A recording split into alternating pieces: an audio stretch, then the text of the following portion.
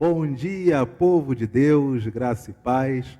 Bem-vindos a mais um serviço de culto, um ato de culto ao Senhor, realizado aqui na Igreja Presbiteriana da Tijuca, na Rua Alzira Brandão, 135. Nós estamos aqui neste endereço, querendo servir a todos aqueles aos quais o Senhor encaminhar para que participem deste ato de culto. Hoje é o domingo, dia 6 de dezembro de 2020. Quero dar bom dia ao Gilmar. Bom dia, Gilmar. Bom dia, pastor. Tudo bem? Tudo bem, graças a Deus. Bom dia, Tiago. Bom dia. Bom dia, Thelma. Bom dia, pastor. Nós estamos aqui nesta manhã para dar início ao nosso culto ao Senhor. E para isto, você que nos acompanha sabe que nós estamos na segunda semana do Advento. E como é de praxe, nós vamos acender a segunda vela do Advento, na verdade a primeira que acabou de apagar e a segunda, pedir que o Gilmar, nosso diácono, ele acenda a segunda vela, reacenda a primeira também, para que nós estejamos cumprindo o nosso ato litúrgico tradicional de celebrar o nascimento do Senhor e o início das celebrações deste nascimento é aguardando a sua vinda. As velas, elas estão acesas com esta cor roxa que simboliza o nosso período de oração, de jejum e a nossa expectativa para que o Senhor nasça e com ele seja inaugurado a era das boas novas no coração de todo aquele que nele crê. Queridos, a palavra do Senhor nos convida à oração silenciosa. E o texto se encontra em Isaías, capítulo 30, verso de número 18, que será lido pelo nosso irmão diácono Gilmar Pereira Dias. Leamos.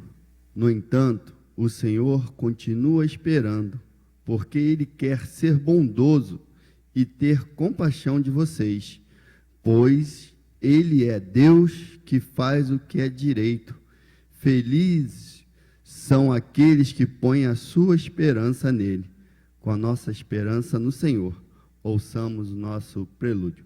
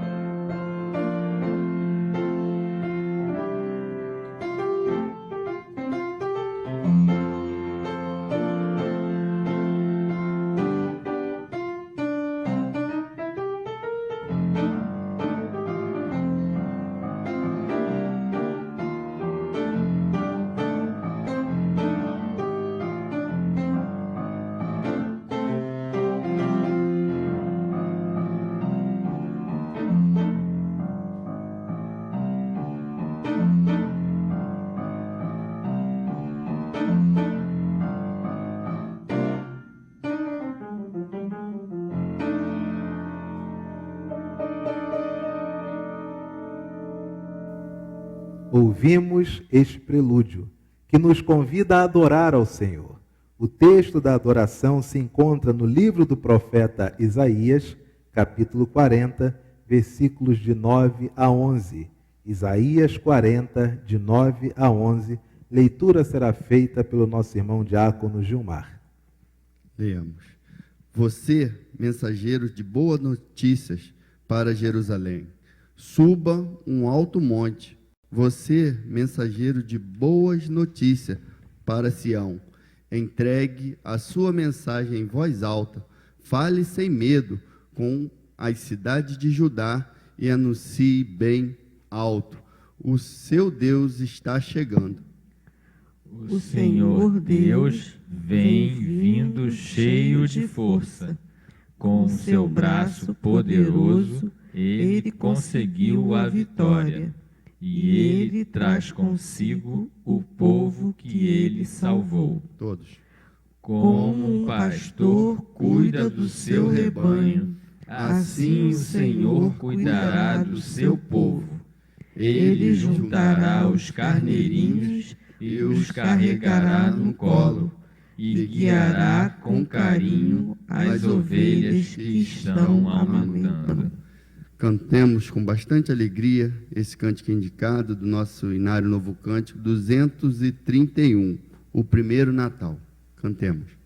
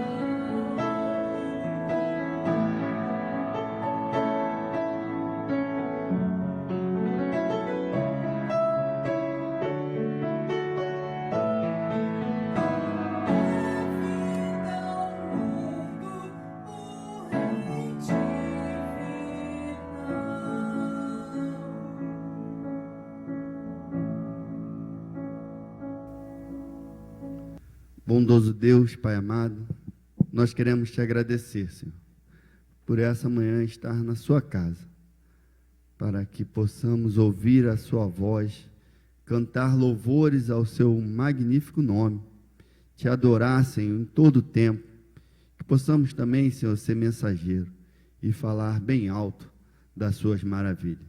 Esteja com todos nós que estamos aqui, aqueles que estão em casa, Senhor, nos assistindo. Senhor, esteja com a sua igreja, abençoando, Senhor, cada uma pessoa, onde quer que elas estejam. Que os nossos corações, Senhor, possam cada dia mais e mais te buscar, te louvar e te adorar. Muito obrigado por tudo que o Senhor tem feito em nossas vidas. Muito obrigado, Deus. Essa é a nossa oração em nome de Jesus. Amém. Amém. Nós adoramos ao Senhor e agora é necessário confessar a Ele os nossos pecados. Para isto, a leitura será feita pela nossa irmã Thelma Melo. A palavra do Senhor nos convida à confissão. Primeira carta de João, capítulo 1, versos de 8 a 10, leiamos de forma alternada. Se dissermos que não temos pecado nenhum, a nós mesmos nos enganamos e a verdade não está em nós. Se confessarmos os nossos pecados, Ele é fiel e justo para nos perdoar os pecados e nos purificar de toda injustiça. Se dissermos que não temos cometido pecado, fazemo-lo mentiroso e a sua palavra não está em nós. Senhor Deus, na tua presença nessa manhã, para colocarmos, Senhor, diante de ti, confessarmos os nossos pecados na certeza de que tu nos perdoas, Senhor. Colocamos diante de ti as nossas incertezas, as nossas angústias, na certeza, Senhor, de que tu cuida de nós. Obrigado pela certeza do perdão e da salvação que é em Cristo Jesus, em nome de Jesus. Amém. Amém. A palavra do Senhor traz para nós uma declaração de perdão. Primeiro livro de João, primeira carta de João, capítulo 1, verso de número 7, leitura que será feita pela nossa irmã Thelma. Leiamos, irmãos. Se, porém, andarmos na luz, como Ele está na luz, mantemos comunhão uns com os outros, e o sangue de Jesus, seu Filho, nos purifica de todo pecado. Perdoados de nossos pecados, saudemo-nos uns aos outros com a paz de Cristo. Paz de Cristo, Thelma, paz de Cristo, Gilmar, paz de Cristo, Tiago, paz de Cristo a você que está participando conosco, cujos pecados foram perdoados pelo Senhor. É tempo, após adorarmos, após confessarmos os nossos pecados, chegou a hora de recebermos do Senhor a sua palavra. E a oração por iluminação será feita pelo presbítero Tiago Bolsas. Senhor Deus, nosso Pai, nosso Criador, obrigado, Senhor, pelo dia de hoje, por estarmos aqui em Tua casa, Senhor, prontos para receber a Tua palavra, Senhor. Prepare, Senhor, nossos ouvidos, nosso coração, nossa mente, Senhor, para que possamos ter a compreensão da palavra que colocaste na boca de Teu servo, termos compreensão da Tua palavra, do que queres dizer para nós neste dia, neste tempo, neste século em que estamos, Senhor. Te pedimos que nos faça também praticar essa palavra, não apenas ouvir, não apenas entender, mas também praticar, colocar em prática todos os dias de nossas vidas, Senhor. É o que te pedimos e agradecemos em nome de Jesus. Amém. Amém. Graça e paz, meu irmão e minha irmã, estamos aqui mais uma vez para receber a palavra do Senhor neste domingo tão bonito, dia 6 de dezembro de 2020, nesse segundo domingo do Advento, abrindo a segunda semana do Advento, a nossa esperança no nascimento do Senhor Jesus. Convido você a abrir a sua Bíblia na segunda carta de Pedro, capítulo de número 3, segunda carta de Pedro, capítulo de número 3, versos de 8 a 14. Texto, nossa carta de hoje é uma carta oriunda do apóstolo Pedro, segunda carta de Pedro, capítulo 3, versos de 8 a 14. Desde o domingo passado, o primeiro domingo do Advento, nós estamos falando desta nossa expectativa pela chegada do Senhor, pela vinda do Senhor. No nosso caso, eu e você, agora em 2020, nós estamos aguardando o retorno do Senhor, quando Ele virá em definitivo, né, em seu caráter real. Essa é a nossa esperança, esse retorno. E esse texto de hoje nos traz uma recomendação muito importante, que é bom prestar atenção. A palavra do Senhor nos fala que o Senhor voltará e nos levará, nos resgatará. Nós seremos um só com Ele. E das vezes que ouvimos as pessoas comentando sobre a volta de Cristo, curiosamente, parece que a volta de Cristo não é um assunto que deixa as pessoas alegres. Elas ficam um pouco meio que temerosas. Elas falam da volta de Jesus como se fosse algo tido como terrível, né? Elas comentam, elas querem que Ele retorne, mas fazem até alguns planos, né? Jesus só pode voltar depois que eu fizer isto, isto e isto. Jesus só pode retornar depois que eu fizer aquilo, aquilo, aquilo outro. E alguns até chegam a pensar o seguinte: a volta de Jesus, ela vai ser terrível. Talvez seja terrível para quem não estivesse esperando, para quem não estiver esperando. Mas eu vejo muitos crentes preocupados com essa volta de Jesus. E muitos também com problemas, com dificuldades, como se a volta de Jesus fosse a solução definitiva para isto. Será que é? A palavra do Senhor nos diz, segundo a carta de Pedro, capítulo 3, versos de 8 a 14. Há, todavia, uma coisa, amados, que não deveis esquecer, que para o Senhor um dia é como 1000 anos, e 1000 anos é como um dia. Não retarda o Senhor a sua promessa, como alguns a julgam demorada. Pelo contrário, Ele é longânimo para convosco, não querendo que nenhum pereça, senão que todos cheguem ao arrependimento. Nós já falamos sobre isso ao longo desse ano de 2020. Arrependimento. Quem se arrepende tem uma vida muito mais leve. Quem faz de tudo para dizer que não volta atrás naquilo que falou, naquilo que pensava, esse carrega um fardo terrível. Virá, entretanto, verso 10, virá, entretanto, como ladrão, o dia do Senhor, no qual os céus passarão como estrepitoso estrondo, e os elementos se desfarão abrasados. Também a terra e as obras que nela existem serão atingidas. Visto que todas essas coisas hão de ser desfeitas, deveis ser tais como os que vivem em santo procedimento e piedade, esperando e apressando a vinda do dia de Deus, por causa do qual os céus incendiados serão desfeitos e os elementos abrasados se derreterão. Nós, porém, segundo a sua promessa, esperamos novos céus e nova terra, nos quais habita a justiça. Talvez algumas pessoas fiquem temerosas por conta dessa descrição, né? Visto que todas essas coisas hão de ser assim desfeitas, deveis ser tais como os que vivem em santo procedimento e piedade, esperando e apressando a vinda do dia de Deus, por causa dos céus incendiados serão desfeitos e os elementos abrasados se derreterão. Alguns acham que é literal, outros acham que é uma linguagem de expressão, uma figura de expressão.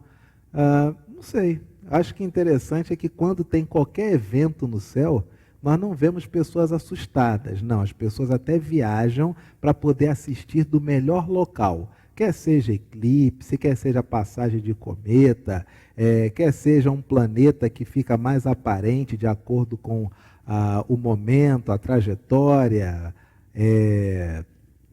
ou auroras, aurora boreal, arco-íris.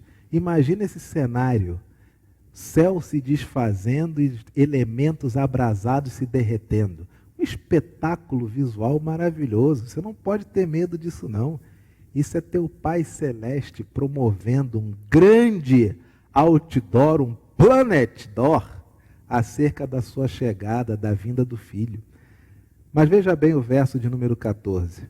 Por essa razão, pois, amados, esperando estas coisas, empenhai-vos por seres achados por ele, em paz, sem mácula e irrepreensíveis. Nós esperamos a vinda do Senhor, mas quando ele retornar, como ele vai te achar?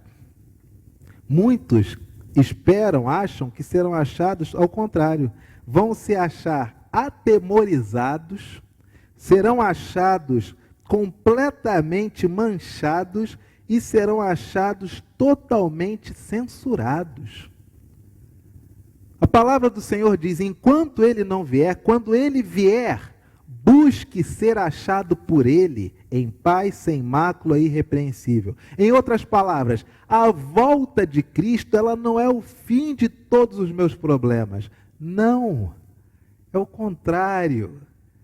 Uma vez que há coisas que eu preciso fazer, que nós precisamos fazer, aqui neste momento que nós vivemos, nós lidamos com elas para que quando Cristo chegue, ele nos ache em paz, sem mácula e irrepreensíveis.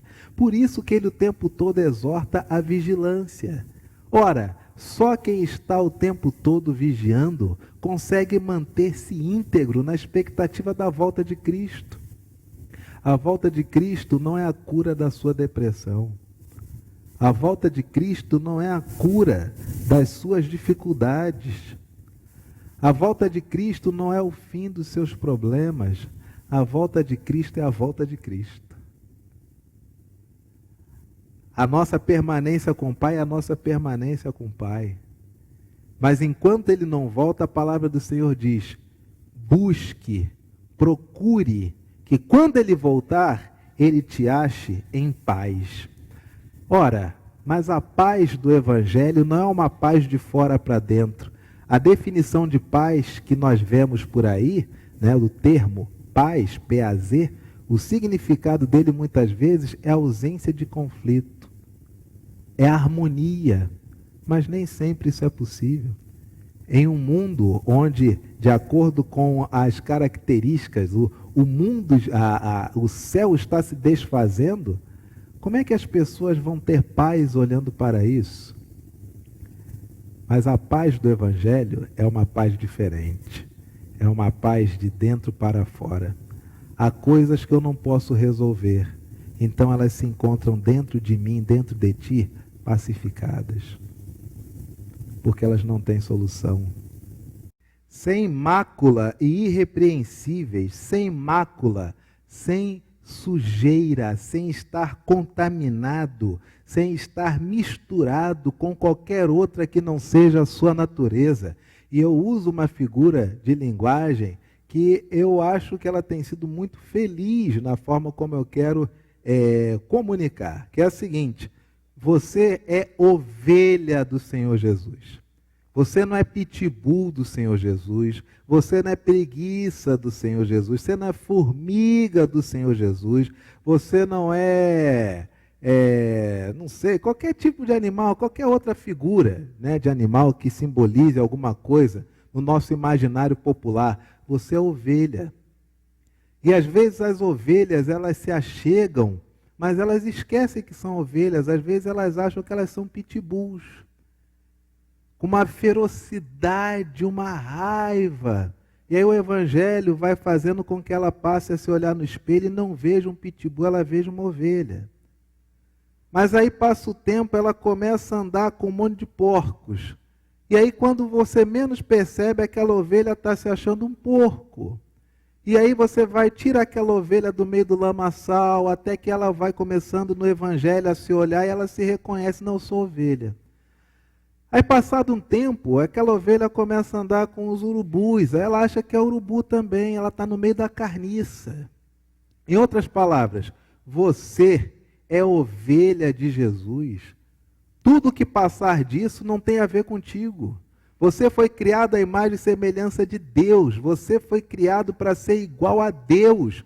O que não for isso, não faz sentido. Mas, lamentavelmente, nós vivemos hoje nós vivemos hoje pregações, uma aura religiosa, uma aura crentoide, espiritualoide, que faz com que as pessoas se achem tudo, menos ovelhas. Pessoas que dizem para você que você tem que ser igual Davi, tem que ser igual Sansão, tem que ser igual Abraão, tem que ser... Não, você é você, meu amigo. E sabe o que você é? Ovelha do Senhor Jesus. Quando o Senhor retornar, Ele tem que achar você em paz, com todas as questões da sua vida pacificadas dentro de você. Ele tem que achar você sem mistura alguma, sem mácula. Ele tem que olhar para você e você tem que olhar para Jesus e apontar tão somente um fato. Senhor Jesus, o Senhor está voltando agora, o Senhor está encontrando a sua ovelha. Terceira característica que nós devemos ter para aguardar a volta de Cristo é que devemos ser achados por Ele em paz, sem mácula e irrepreensíveis, ou seja, perfeitos. Aí talvez você diga, pastor, olha, já é difícil imaginar Jesus voltar e eu estar em paz. Já é difícil imaginar Jesus voltar e eu não ter nada dentro de mim que não pareça uma ovelha.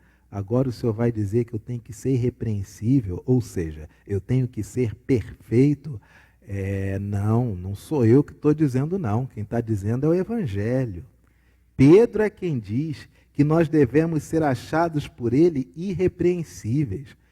Dificuldade nossa é que nós sempre atrelamos perfeição com a ausência de erros.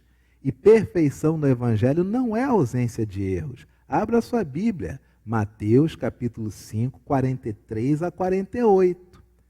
Você vai ver que perfeito para Jesus, a definição de perfeição para Jesus é amar o inimigo. Não é pagar colégio para o filho do inimigo, não é botar o inimigo dentro de casa, não é sonhar em fazer culto de ação de graças porque o inimigo agora te chama de amigo. Não. É amar o inimigo. Perfeição para Jesus é orar por quem está te perseguindo. E quando a pessoa deixou de te perseguir, você pode parar de orar, para não ficar elencando inimigos mentais nos próximos 10, 15 anos. Amar o inimigo, orar por quem te persegue e saber que o sol nasce para todos, tanto pessoas boas quanto ruins. Em outras palavras, nós somos do Evangelho e a vida, ela está aí para todos nós. Se eu tiver de morrer atropelado, eu vou morrer atropelado. Se eu tiver de morrer no assalto, eu vou morrer em um assalto.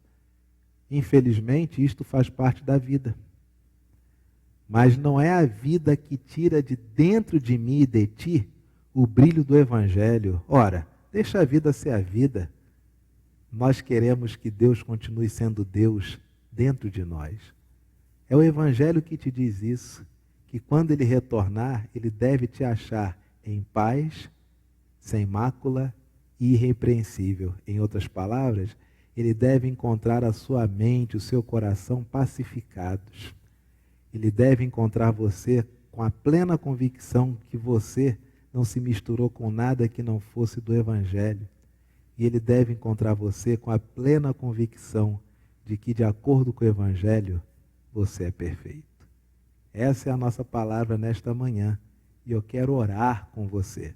E antes de orar, nós teremos o ofertório, logo a seguir a mensagem. Depois do ofertório teremos a oração do Pai Nosso, a bênção, e depois da bênção nós teremos a transmissão de uma cerimônia, um sacramento muito especial, que desde já é o pai da criança que vai convidá-lo. Eu só vou dizer agora para você não deixar de participar deste culto após esta mensagem, ok? Ao final do culto, nós teremos uma transmissão muito linda de um sacramento que sempre abençoa, é óbvio se é sacramento, sempre abençoa o corpo de Cristo. Vamos orar? Graças te rendemos, Senhor, pela bênção desse dia. Nesta hora, queremos pedir-te que todos os teus filhos sejam encontrados por ti em paz, sem mácula e irrepreensíveis. É a nossa oração, de acordo com o que a tua palavra nos ensina, em nome de Jesus. Amém. Que o Senhor te abençoe. Que alegria participarmos e juntos estudarmos a palavra nesse culto matutino. Vamos voltar para o nosso santuário e demonstrar materialmente que aprendemos a palavra do Senhor? Recebemos a palavra do Senhor e agora consagraremos a Ele os nossos dízimos e nossas ofertas. Neste domingo, que é o segundo domingo do Advento, nós temos a alegria de olhar para as nossas ofertas, para os nossos dízimos, não apenas como a representação material da nossa fidelidade ao Senhor, mas também eles simbolizam o nosso presente ao Senhor Jesus. Se Jesus nascesse hoje, o que você traria e colocaria aos pés do menino Jesus? A palavra do Senhor nos convida ao ofertório e a leitura será feita pelo nosso irmão presbítero Tiago Bolsas. Leiamos a palavra de Deus. Está no livro de Mateus, capítulo 1, versos de 9 a 11. Depois de ouvirem o rei, partiram, e eis que a estrela que viram no oriente os precedia, até que, chegando, parou sobre onde estava o menino. E vendo eles a estrela, alegraram-se com grande e intenso júbilo. Entrando na casa, viram o menino com Maria, sua mãe. Todos, prostrando-se, o adoraram, e abrindo os seus tesouros, entregaram-lhe suas ofertas, ouro, incenso e mirra. Louvemos a Deus com alegria e gratidão, o hino 237. Jesus nasceu.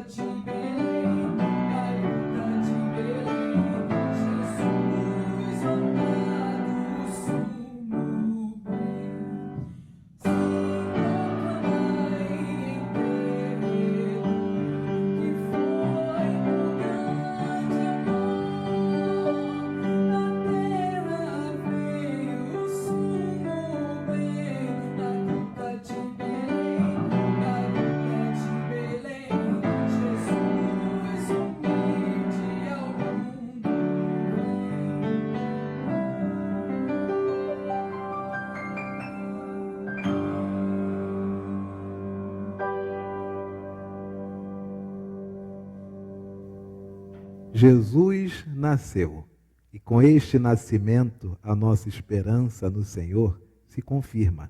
Nesta hora, consagraremos ao Senhor os nossos dízimos e nossas ofertas e também nos lembremos de, ao longo de toda a semana, orar pelos nossos obreiros da Junta de Missões da IPB que estão nos seus campos cumprindo o ID de Jesus. Nesta semana, oraremos, intercederemos pelo Veronilton e sua esposa Helenilda, este casal missionário que está no campo de Sumé, na Paraíba. Veronilton e Helenilda são os nossos alvos de oração ao longo de toda esta semana. Oremos, consagrando os nossos dízimos e ofertas e também coloquemos diante do Senhor a vida dos nossos missionários. E esta oração de consagração será feita pelo nosso irmão presbítero Tiago Bolsas. Oremos. Senhor Deus, nosso Pai, nosso Criador, obrigado, Senhor, pelo dia de hoje. Agradecemos a Ti tudo que nos deste de recurso, Senhor, seja material, seja qualquer tipo de recurso que nos dê a nossa vida, Senhor. Te damos, apenas te devolvemos uma parte do que Tu nos dá, em forma também de gratidão a Ti, Senhor. Te pedimos que abençoe os recursos aqui colocados na nossa igreja, para que possamos auxiliar instituições, auxiliar obreiros, auxiliar missionários, Senhor, que estão levando a palavra de Deus em vários lugares desse Brasil, Senhor. Em especial, nessa semana, te pedimos pelo obreiro Veronilton e sua esposa Lenilda no campo de Sumé, na Paraíba, que eles e sua família tenham êxito no seu trabalho neste campo e todos os outros obreiros também, Senhor. Te pedimos especialmente pelos que estão na linha de frente, lá no sertão, às vezes em lugares muito difíceis, dando a sua vida, entregando suas vidas para poder pregar a Tua palavra, Senhor. É o que te pedimos e agradecemos em nome de Jesus. Amém. Amém.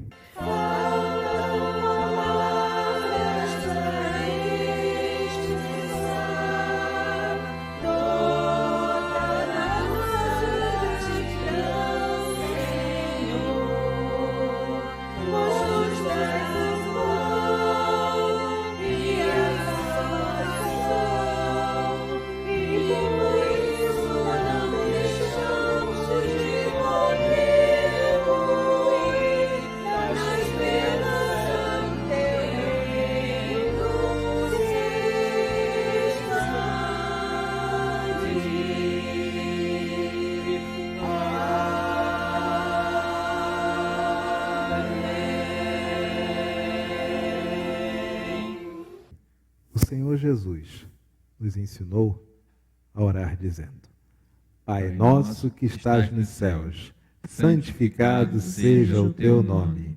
Venha o teu reino, seja feita a tua vontade, assim na terra como nos céus. O pão nosso de cada dia nos dai hoje. Perdoa as nossas dívidas, assim como nós perdoamos aos nossos devedores.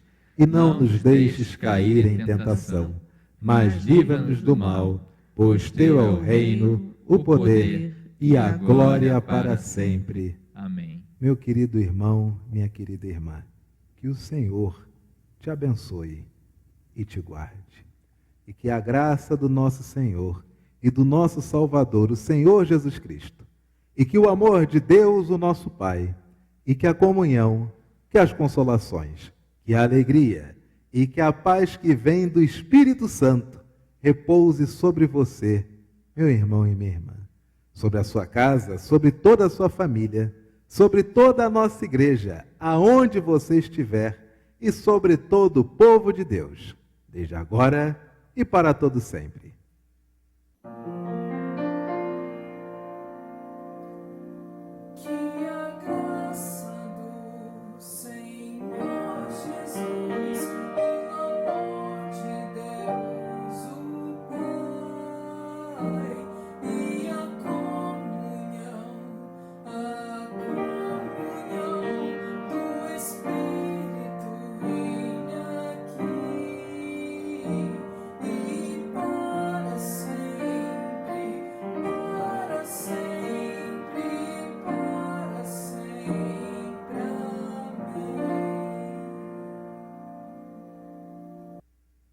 Amém e amém. Queridos, eu sei que você não desligou ainda o seu celular, seu computador, seu Chromecast, você não fez nada disso, você ainda está participando conosco.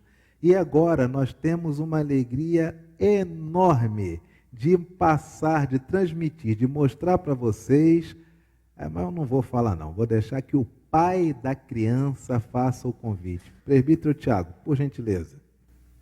Bom dia, igreja. Convido a todos para assistirmos juntos a cerimônia do batizado, o sacramento do batizado do meu filho Rafael Luiz, que esteve aqui essa semana, foi gravado e será transmitido para toda a igreja, que todos possam, mesmo com o distanciamento social, mesmo estando longe uns dos outros, possamos nos alegrar juntos por ter mais um filho de Deus, na sua obra, por mais uma criança, por mais um membro da nossa igreja. Feito o convite, assistamos esta cerimônia que abençoou a todos nós e também agora abençoará você. Que Deus te guarde. Até logo mais na nossa aula de Escola Bíblica Dominical. Paz. Nós queremos chamar aqui à frente, então, essa querida família, presbítero Tiago Bolsas, professora Gabriela Apanhorato, Maria Alice, sócia da União de Crianças Presbiterianas, da UCP, e queremos finalmente conhecer a menos de 2 metros o nosso querido Rafael Luiz. Rafael Luiz, eu estou me sentindo aqui um extraterrestre. Olha como é que eu estou. Mas isso é por você, meu querido. Pedir a família para subir aqui, por gentileza. Gabriela, Maria Alice, se coloquem aqui diante da mesa da comunhão. Louvado seja Deus. Muito bem. Nós vamos fazer as perguntas constitucionais. Vou pedir que a Gabriela, por gentileza, segure o microfone e possa falar em nome de toda a família aquilo que é a afirmação de fé desta família do Senhor. Tiago e Gabriela, vocês trazem nesta noite Rafael Luiz para ser recebido como membro não comungante deste corpo de Cristo. Para isso, é necessário perguntar para vocês as intenções de fé. Vocês creem em Deus Pai Todo-Poderoso, Criador do céu e da terra? Sim. Vocês creem em Jesus Cristo como Senhor e Salvador de suas vidas? Sim. Vocês creem no Espírito Santo de Deus, que é o Senhor em nós, permitindo frutificar o seu fruto sobre todos aqueles que nele creem? Sim. Vocês reconhecem essa igreja, a Igreja Presbiteriana da Tijuca, como uma agência missionária do Reino de Deus para influenciar e abençoar a nossa sociedade? Sim. Comprometem-se, ao longo de toda a vida, trazer Rafael Luiz para ser ensinado nos caminhos do Senhor? Sim.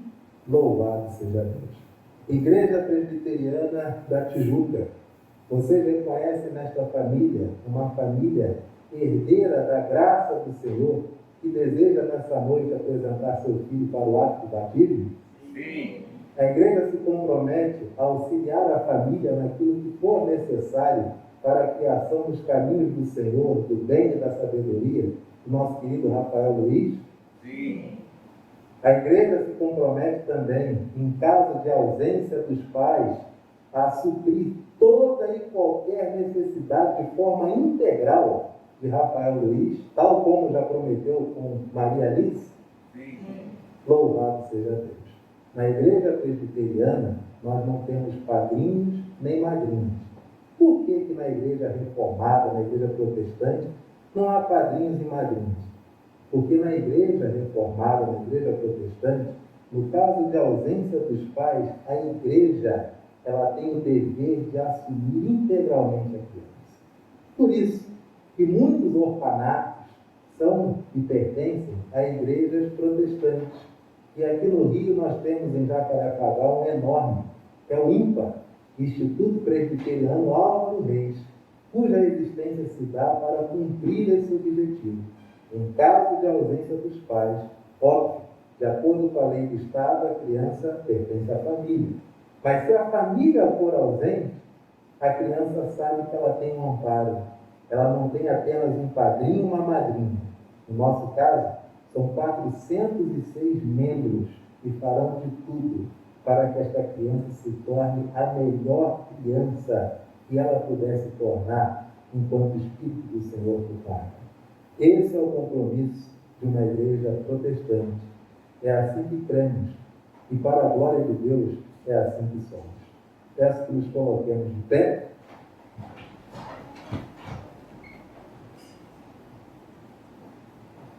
E agora, Rafael Luiz, depois de todas essas perguntas constitucionais legitimamente assistidas, eu vou passar aqui com você 10 segundos. Vem aqui comigo. Aqui.